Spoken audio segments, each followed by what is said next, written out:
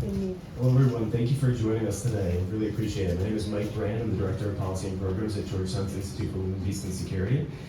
Really appreciate you all coming out today. It is my distinct honor and pleasure to welcome up Ambassador Markarova to give some opening remarks.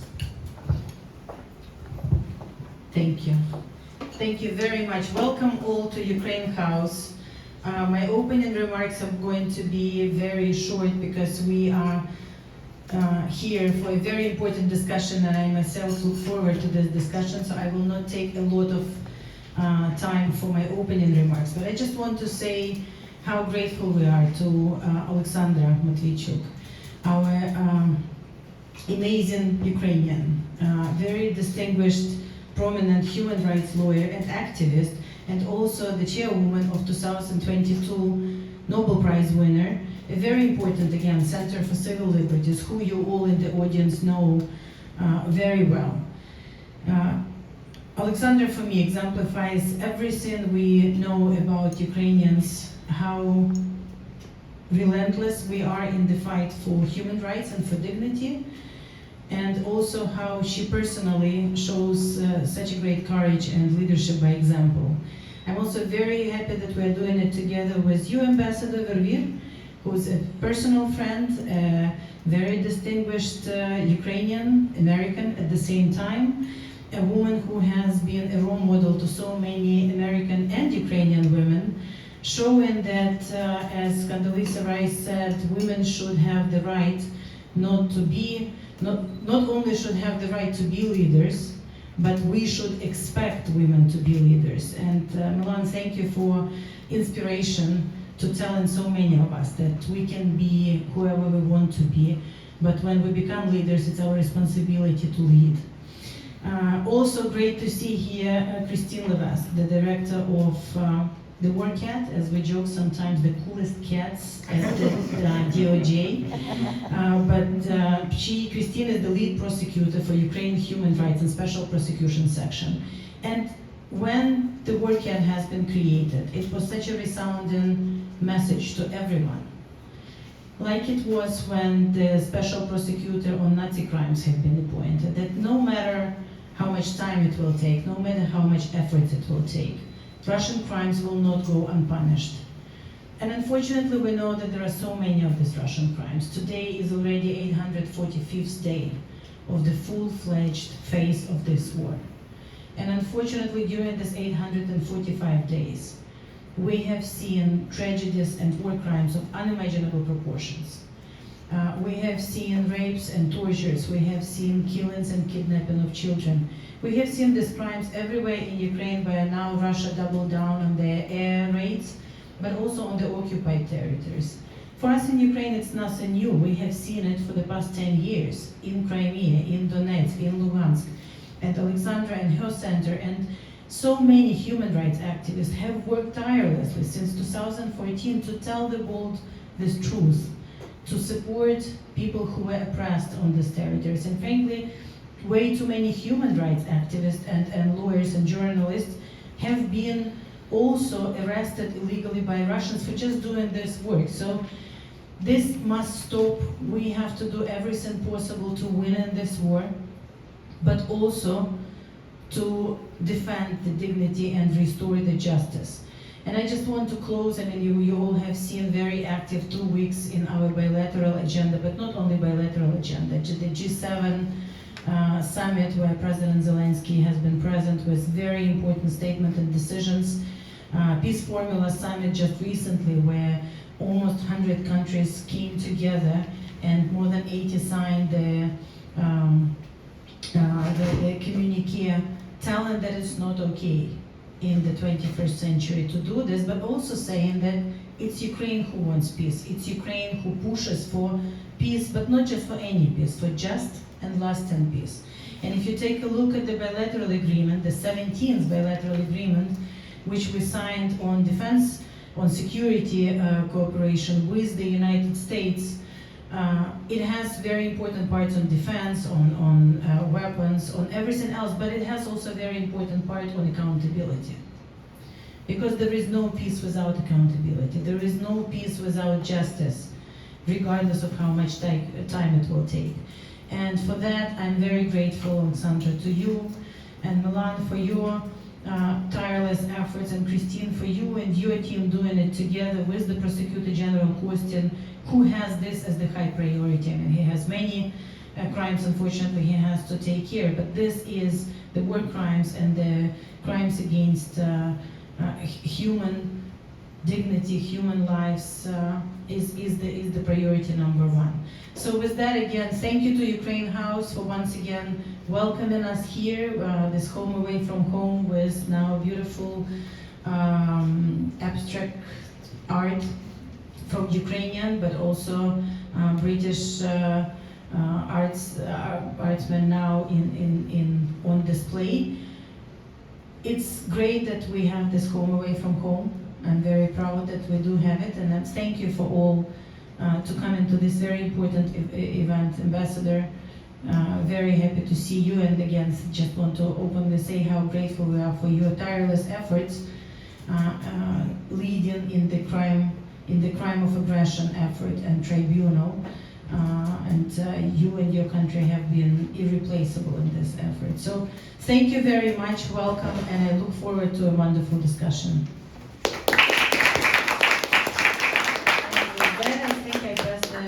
Microphone to my friend Melanne. Okay, thank you. Well, good morning, everybody, and thank you, Ambassador Markarova. As we all know, we're so proud of the work that she has done representing Ukraine here in the United States. She's been absolutely indefatigable, truly tireless, always articulate, always reminding us what's at stake.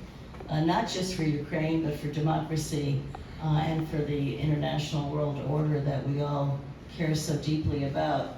So thank you for all that you're doing, for bringing us together this morning, because we're very proud indeed to be co-sponsoring this event with the Ukrainian Embassy. I also want to thank Ambassador Sparberg, who's here from Liechtenstein, because as Ambassador Markarova has said, he too has been extraordinarily outspoken about how critical, in his country, about how critical the issues are that we're discussing today. War crimes, accountability, what really has to go into defending the rights of every human being. So thank you for your work as well. And now it gives me great personal pleasure to introduce Oleksandra Matviichuk. I just saw her in Berlin literally 3 days ago, where she was speaking at the opening of the Ukraine Recovery Conference, which was a really important gathering from nations around the world to contribute to short and long-term recovery of Ukraine that's going on while electrical grids have to be repaired, while infrastructure has to be repaired, and certainly the long-term kind of recovery and reconstruction that has to happen. There was a special session in Berlin focused on the gender response to reconstruction and recovery, that women have to be truly involved, their perspectives and experience and talents brought to this.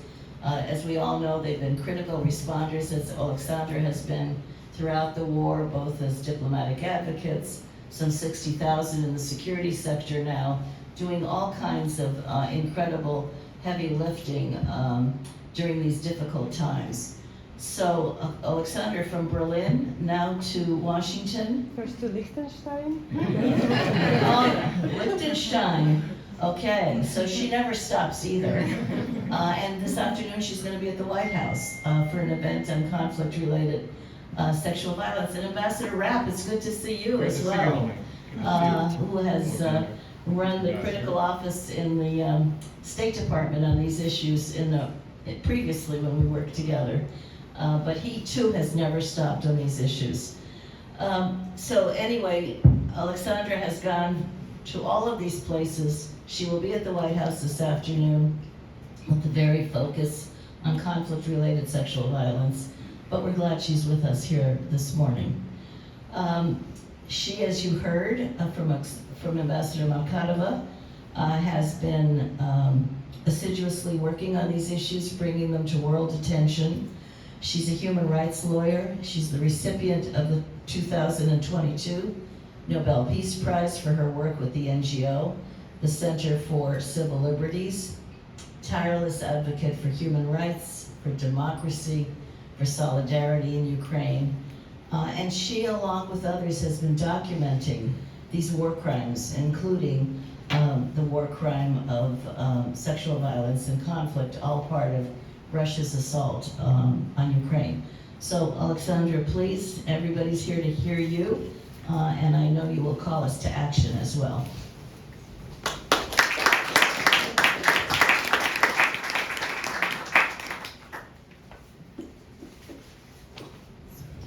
I'm very grateful to organizers of this event for this unique opportunity to address to the distinguished audience.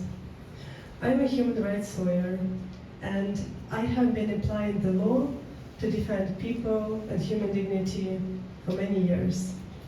But now I and other Ukrainians human rights lawyers found ourselves in a situation when the law doesn't work, because Russian troops are deliberately shelling residential buildings, schools, churches, museums, and hospitals. They are attacking evacuation corridors. They torturing people in infiltration camps. They forcibly taking Ukrainian children to Russia. They ban Ukrainian language and culture. They are abducting, robbing, raping, and killing civilians in the occupied territories. And the entire UN system of peace and security can't stop this. We united efforts with dozens of organizations from different regions. We built a national network of local documentators and covered the whole country, including the occupied territories. And working together, only for these 2 years of large-scale war, we jointly documented more than 72,000 episodes of war crimes. And to be clear, we are documenting something much more than just violations of Geneva and Hague Conventions. We are documenting human pain. I would like to illustrate it with one story from the 72,000 episodes. This is a story of 14-year-old girl, Sophia. She, her mother, and her younger sister and brother was in Mariupol when Russian troops tried to siege the city. Russians didn't allow the International Committee of Red Cross to open green corridors and to evacuate civilians.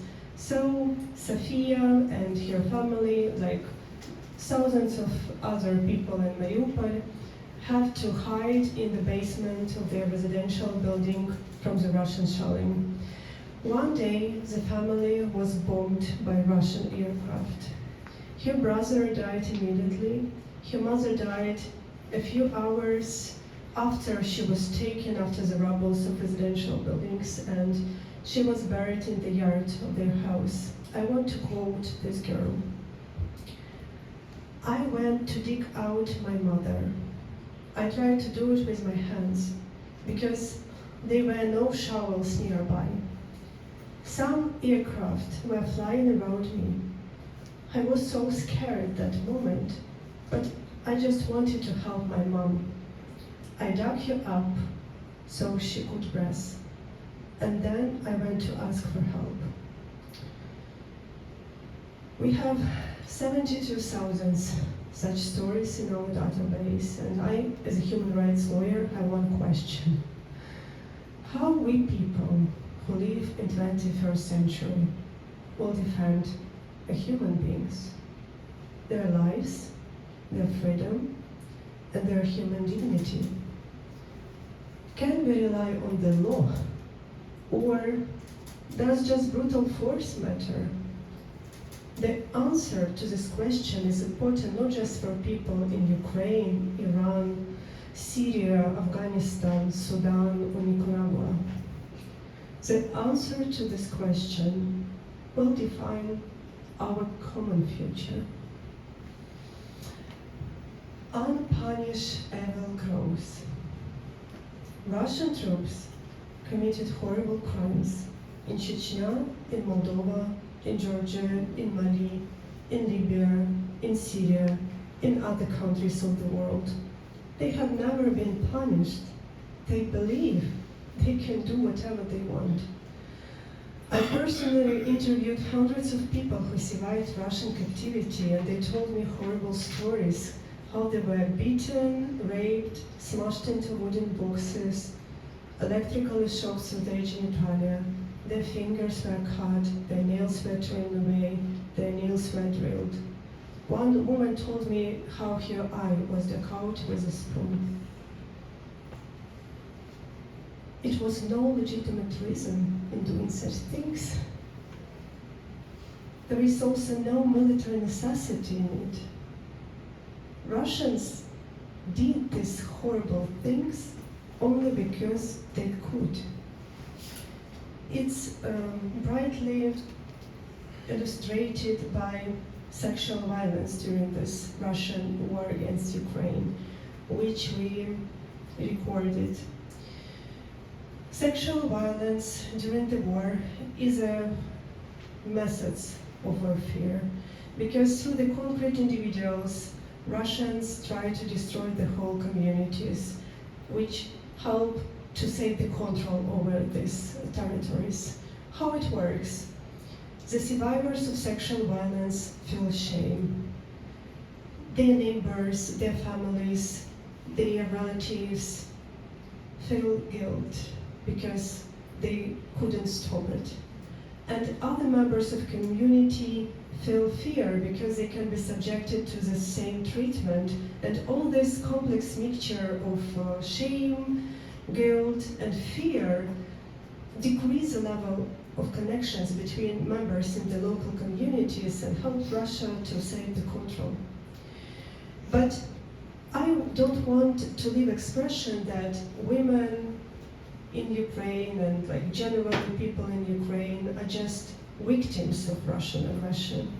We are fighters. We are fighters for freedom and for democracy in all of different places. Like these women who survived from sexual violence, they created Sama network and they started to fight for justice for them and for other people who were subjected to such horrible crimes. And this is extremely courageous because I always thought to myself, if these women who survived the hell now finding a strength to restore not just their broken life, broken families, broken vision of the future, but their broken belief that justice is possible even though delayed in time, if these women continue their fight for justice, we have no luxury to stop.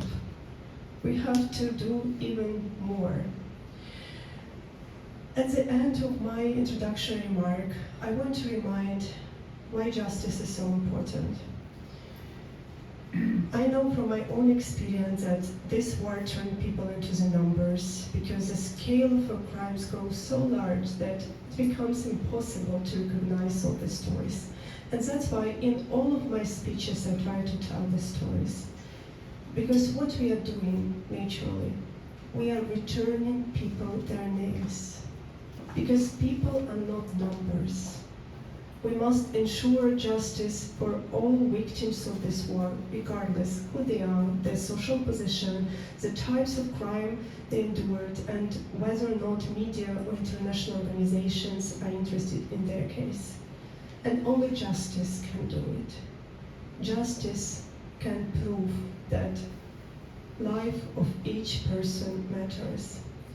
And justice is precondition to sustainable peace in our part of the world where Russia for decades used the war as a tool how to achieve their geopolitical interests, and for decades uses war crimes as the methods how to win this war. Sometimes people speaking about justice think that justice is only about the past and about the future. About the past because people are persecuted for something which they have already done. For the future, because it's a strong signal, if you will do something the same, you will be also persecuted. But justice have a huge impact to present. Let me demonstrate it.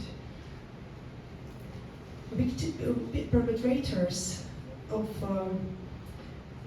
torture which we documented during this war are confident that they will avoid responsibility, like they did in Chechnya, in Syria, in Georgia, in other countries of the world. If we will start a decisive legal actions, for example, to create a special tribunal on aggression as international court to recommend unity, which Putin has according to international law, and all other steps in this comprehensive justice strategy, it will have a result. Because even if a part of Russians start to be doubt that probably this time they will not avoid responsibility for something which they committed, it will be a cooling effect for brutality of human rights violations. This doubt will result and convert it in this cooling effect. And because we're speaking about time of large-scale war, it means that we will save thousands, thousands, thousands, and thousands of lives. Thank you.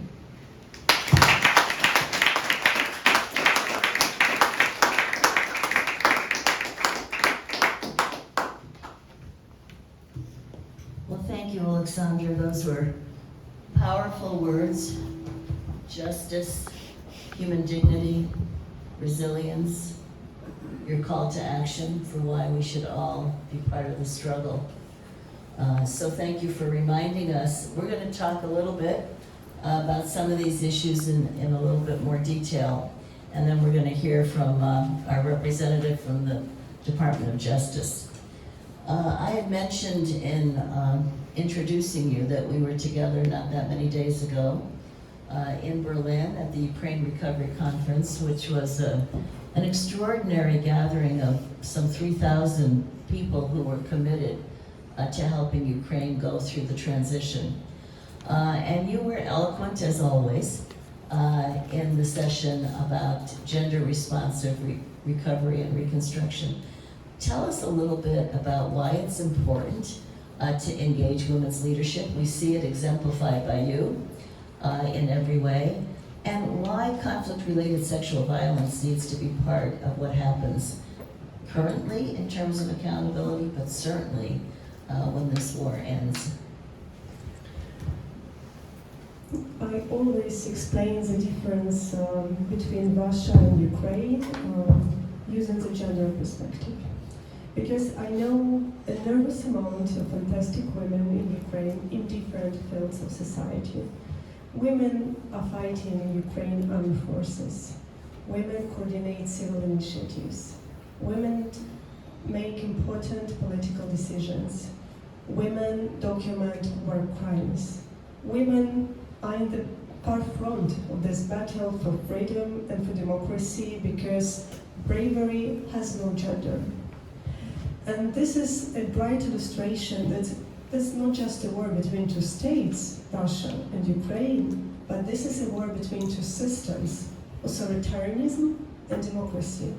Because in democratic countries, a woman can perform any role she wants.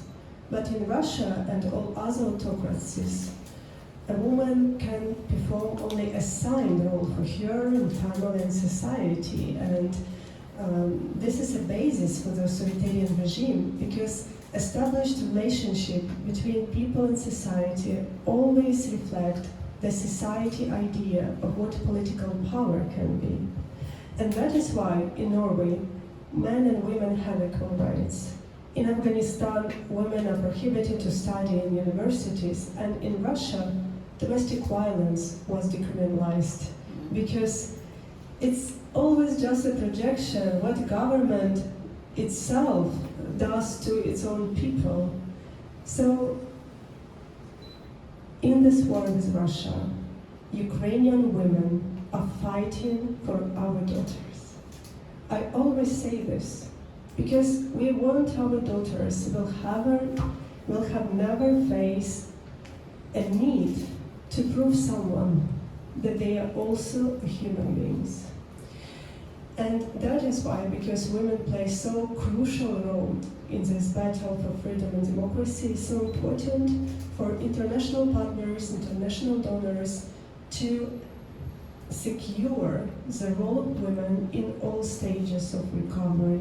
And this was something which I'm talking during the Ukrainian Recovery Conference in Berlin, which means that women have to be involved in decision-making and implementation of recovery in all stages, from the planning to civil control.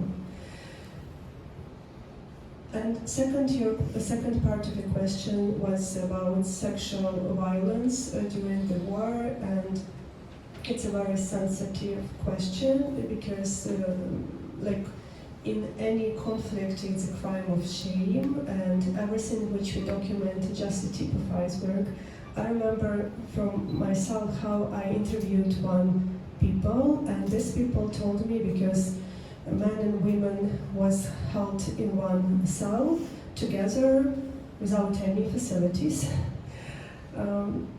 that people from the cell was regularly raped. And based on these testimonies, later I spoke with these concrete people.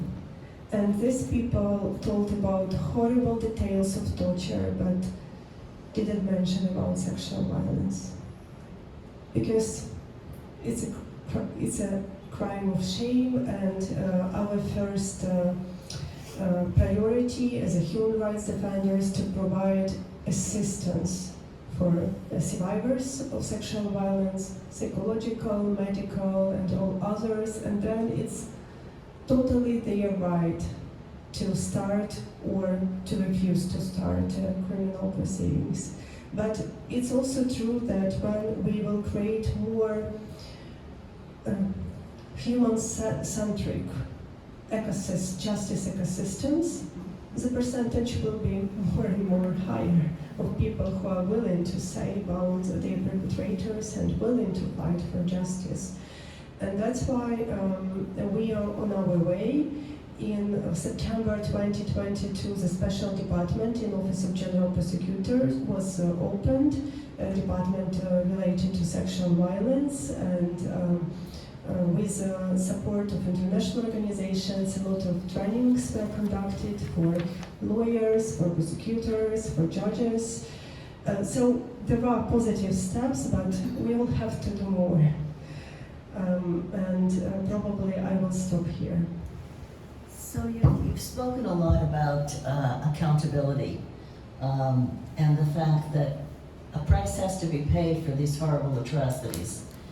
Are there sufficient international mechanisms? Do you have the tools to deal with the war crimes, with the genocide, crimes against humanity, and also the sexual violence that's happening in this war?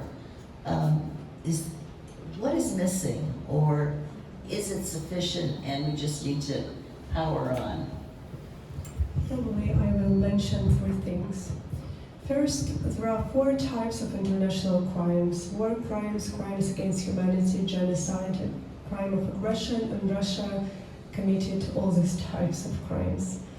And there is no international court which can prosecute Russia for the crime of aggression. Unfortunately, even International Criminal Court has no such jurisdiction in situation of Russian war against Ukraine. And that is why Ukrainian civil society and Ukrainian state officials are promoting the idea of creation of a special tribunal on aggression. And what is important, we want to create such tribunal in the form of international court to be able to overcome immunity which Putin has according to international law. And I know that there is a very hard discussion among these 44 countries, which is in this core group, to work on this issue. But frankly speaking, as a human rights lawyer, I have no argument how to explain people in Ukraine, people in the United States, people in Liechtenstein, people in other countries, that we have invested enormous efforts, times, and resources to create a special tribunal to prosecute people responsible for the crime of aggression. And this tribunal have no power to prosecute the most responsible one.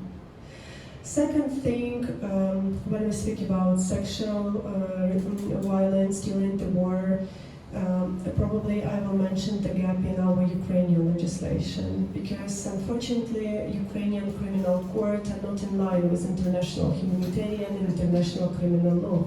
For example, we have no responsibility for the crime of aggression, while this illegal practice of detention, torture, sexual violence was named several times in different reports on UN International Commission on Inquiry or OSCE Moscow mechanisms report like crimes against humanity, and we have no tool how to qualify it and prosecute it properly. So this is something which has to be solved, and I hope that Ukrainian parliamentarians will do something in this regard in the nearest future. And third problem, it's a problem with international law. Because as a lawyer, I know that in order to prove the genocide, it's very difficult because it's a crime of crime. You have to reach a very high standard of proving, and it's okay, it's normal. But the problem is that existing UN Convention on Genocide didn't include this very important concept, which was in previous idea of crime of genocide elaborated by Raphael Lemkin, because there is no necessity to be a lawyer to understand a very simple thing. If you want to destroy partially or completely some national group, so you have this genocidal intent, there is no need for you to kill all representatives of this national group.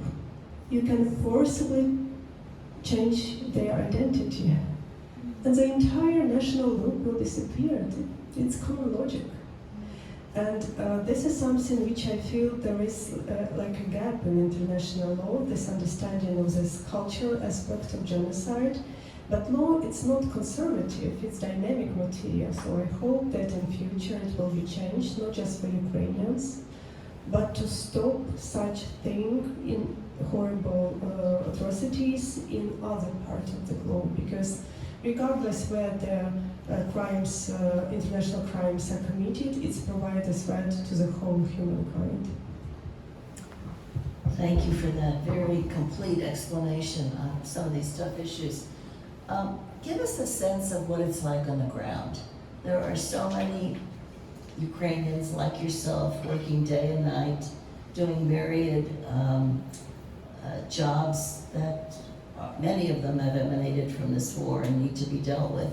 But on the sexual violence issue, the documentation, you mentioned the shame that comes with it, the difficulty in really, if you've been violated, to say that that's the case, because it's stigmatized in many ways.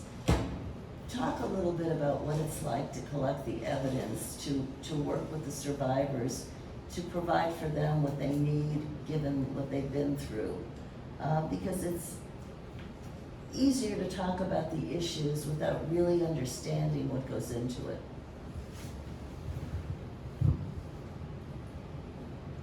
It's difficult.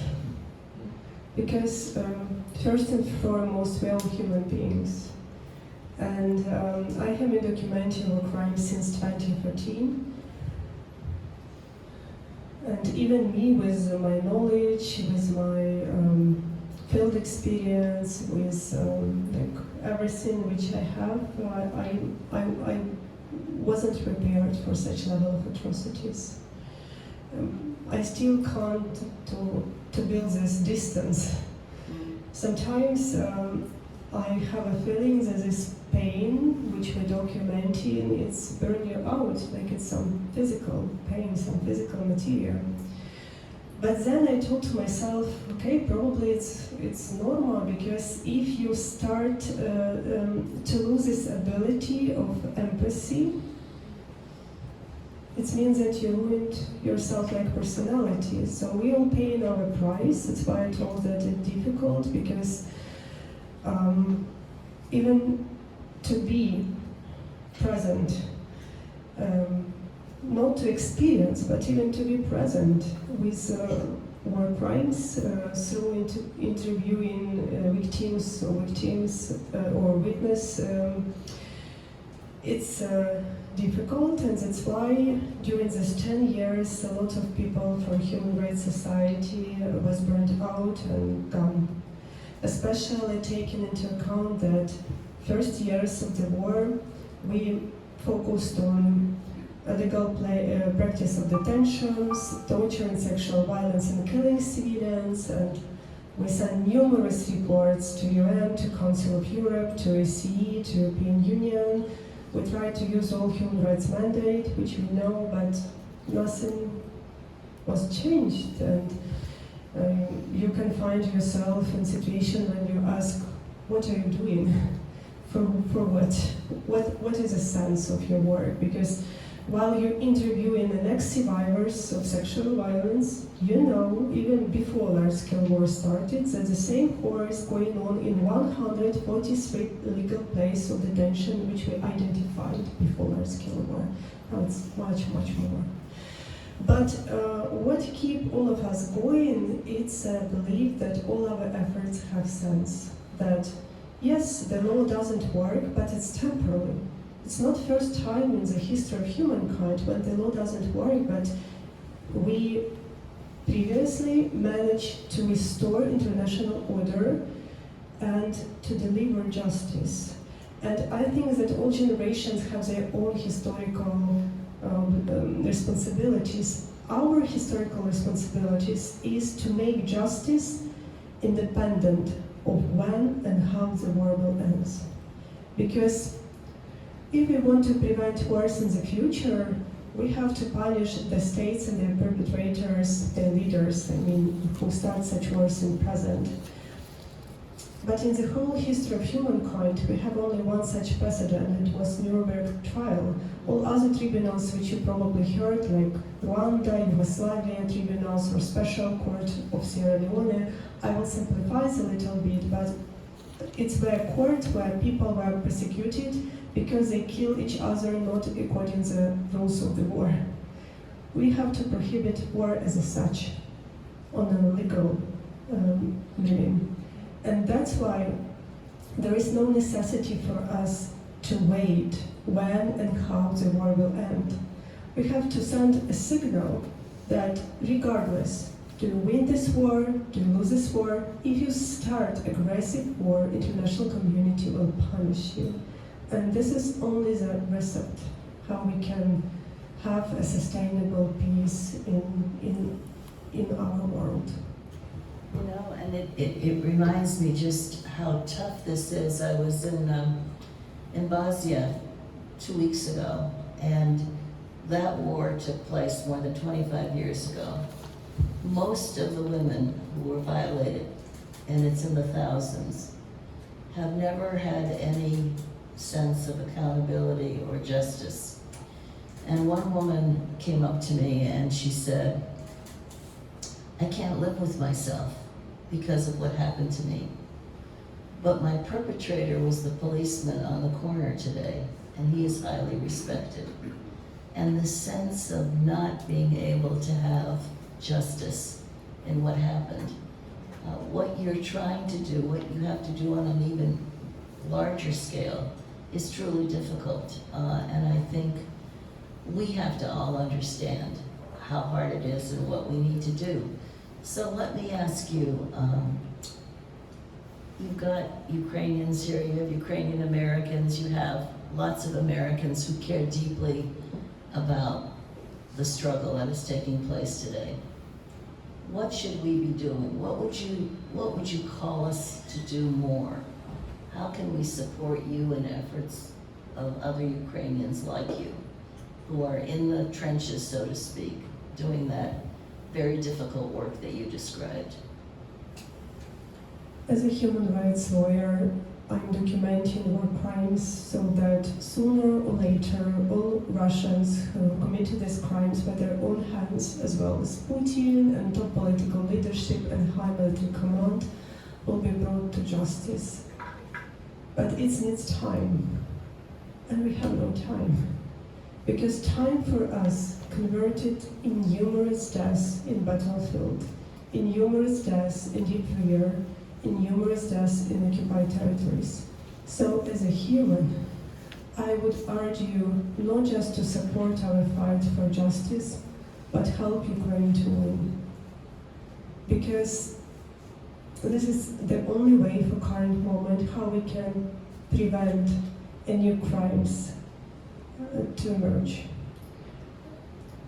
6 months of delay of military support from United States to Ukraine resulted in situation that not just active actions in Donbass were conducted, but also Russia started to do it in Kharkiv region near the border with Russia and start to prepare something in Sumy region near another border with Russia.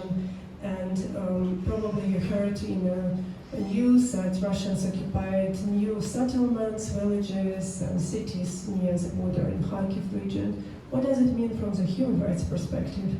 It means that we started to receive hundreds and hundreds of requests of help. Because a lot of people fled before Russians arrived, a lot but not all. And now they found themselves under Russian occupation. And Russian occupation means torture, rape, enforced disappearances, denial of your identity, forcible adoption of your own children, filtration camps, and mass graves. And these people reached us and asked us for help, and we can do nothing. We can do nothing. We can't stop Russian tanks with waiving Geneva and Hague conventions, so we need time to be able to do it as lawyers.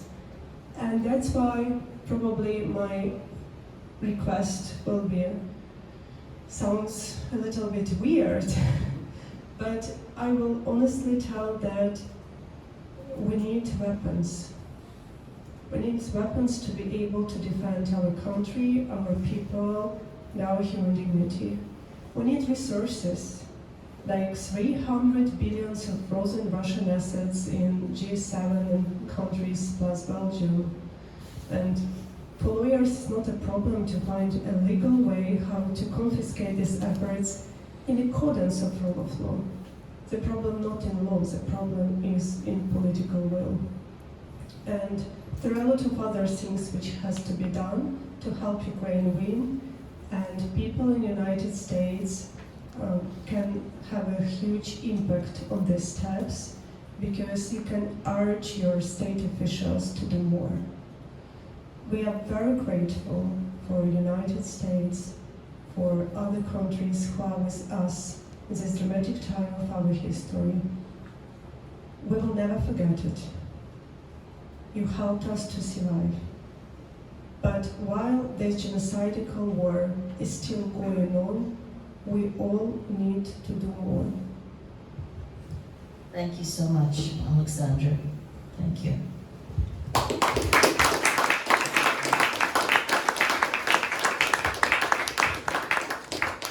And now to bring our program to a close, we're going to turn to an international human rights attorney, Christian Levesque. She was appointed by the Attorney General of the United States of the War Crimes Accountability Team at the Department of Justice. She is the lead prosecutor for Ukraine human rights in Special Prosecutions section at DOJ. So thank you for coming and giving us the perspective of what's happening at the Department of Justice on these issues.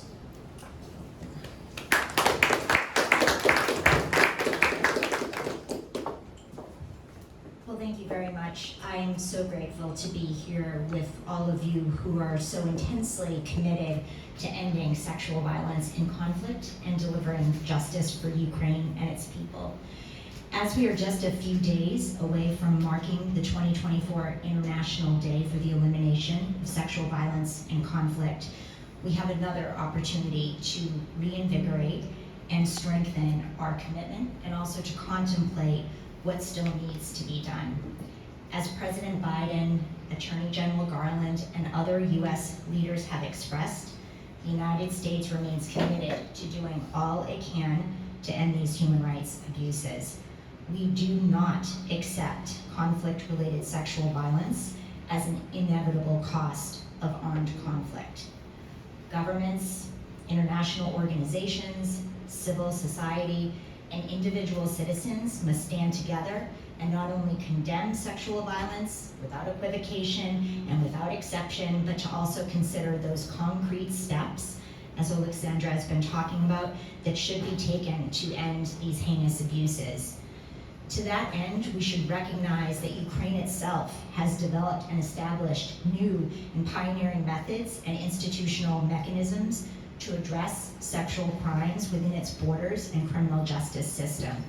And they're doing this while they're still actively defending their country and the principles of democracy that everyone in this room holds dear. For example, and again, as Oleksandra mentioned, the Prosecutor General's office has established a specialized conflict-related sexual violence unit.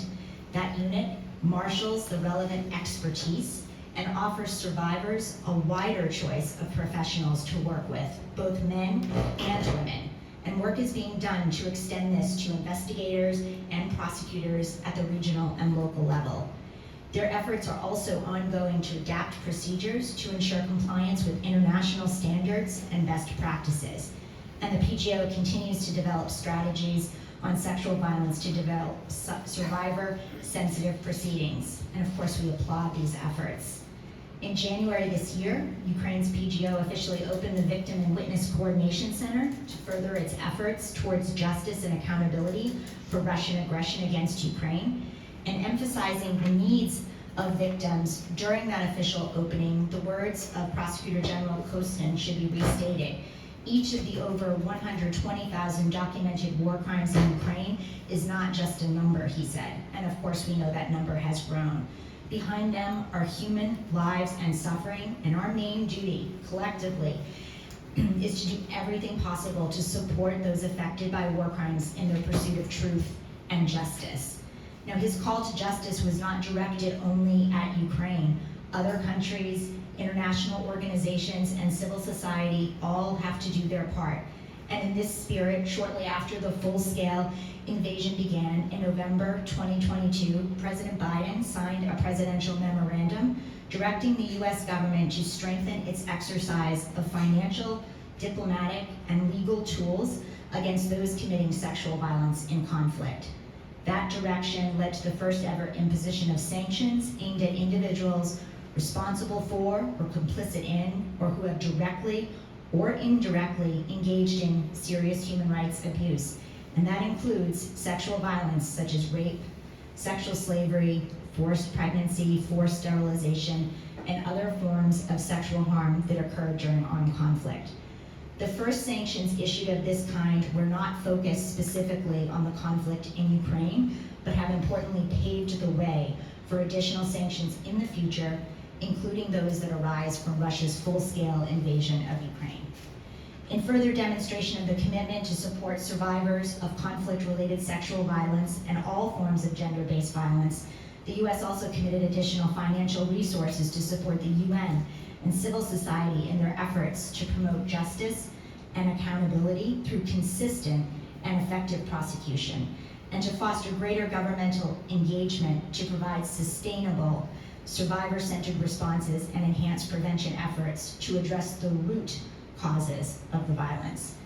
Examples such as these, including both the efforts of Ukraine to establish a prosecutorial unit dedicated to sexual violence and the United States' presidential memorandum and subsequent sanctions initiatives and other related efforts, are notable because they do more than just raise awareness of the problem, which is of course also important, but is now widely documented and understood to be persistent and ongoing.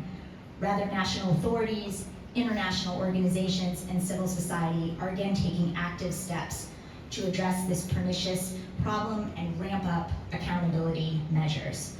The Department of Justice signaled its commitment to accountability for atrocities committed in Russia's aggression against Ukraine when our Attorney General announced the creation of the Justice Department's first ever War Crimes Accountability Team, WarCAT, as the ambassador mentioned. That was in June of 2022. And although this team is not specifically dedicated solely to sexual violence crimes, it was established to address atrocity crimes more generally occurring in Ukraine. And that, of course, includes sexual violence when it falls within our jurisdiction and the circumstances fit within our war crime statute.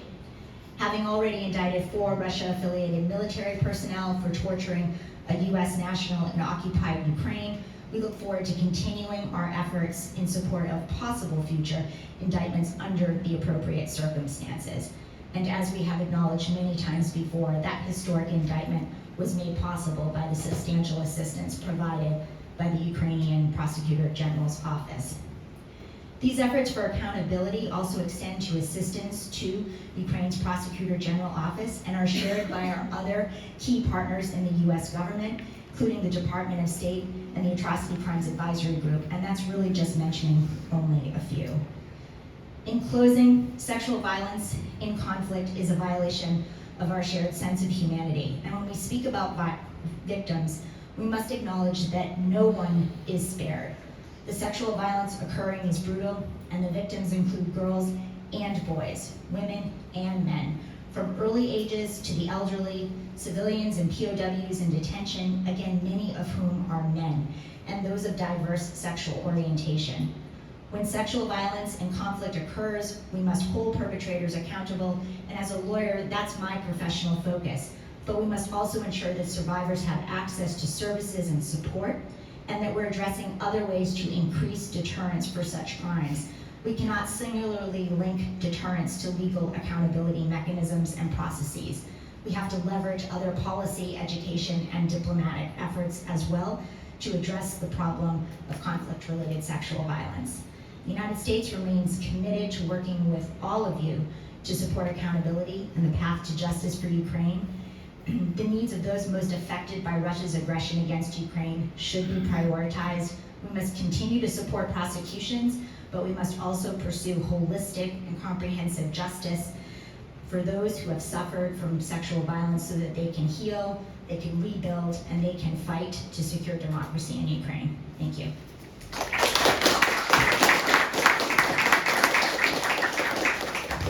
Thank you so much, Christian, and for telling us what is happening at DOJ on these issues. It's all hands on deck. Coordination is all important, and doing everything we can, obviously, is the overriding call to action here. We're going to bring this to a close. I want to thank Ambassador Markarova always for her extraordinary leadership, which we all greatly admire. Oleksandra, may you continue to be able to do all that you're doing. Thank you for being with us, and to you too, Christian. Thank you all for coming. There is an amazing array of Ukrainian delicacies from the restaurant Ruta in the adjoining rooms. Please stay, have some of the wonderful spread that's there. But most importantly, think about this discussion as you talk to each other, as you think about what you can do going forward from here, because there's an awful lot to do in this difficult time. But together we can do far more than if we just act independently or don't do anything. So thank you all, and ever onward, there's much to do. Bye-bye.